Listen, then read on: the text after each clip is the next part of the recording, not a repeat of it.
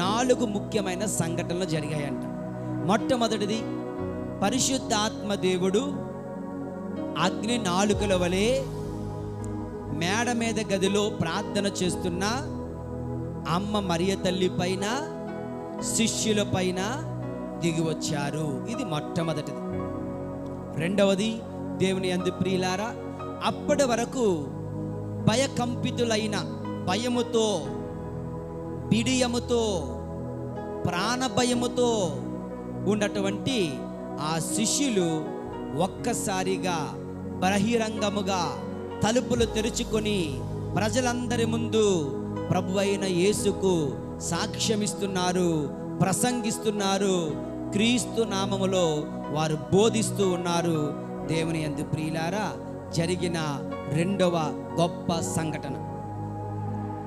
మూడవది, దేవుని యందు ప్రియులారా, పేతురు గారు ఒక్క భాషలో మాట్లాడుతుంటే అక్కడ నానా జాతి ప్రజలు, అనేక దేశాల ప్రజలు, అనేక భాషల ప్రజలు ఆ యొక్క పెంతెకోస్తు పండగ అక్కడికి వచ్చి ఉండగా, ఇదిగో వాళ్ళందరూ వారి వారి సొంత భాషలలో వారు పేతురు గారు బోధించినది వినగలుగుతూ ఉన్నారు. దేవుని యందు ప్రియులారా, ఐక్యత జరుగుతుంది. బాబేలు గోపురంలో ఏం జరిగింది? ఒకడు మాట్లాడింది ఒకడికి అర్థం కాలే, కన్ఫ్యూజన్, తారుమారు అయిపోయింది బాబేలు గోపురములో.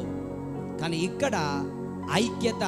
ఇతను తన భాషలో మాట్లాడుతుంటే అక్కడ వేరే వేరే ప్రజలు వారి వారి సొంత భాషలలో అర్థం చేసుకోగలుగుతూ ఉన్నారు.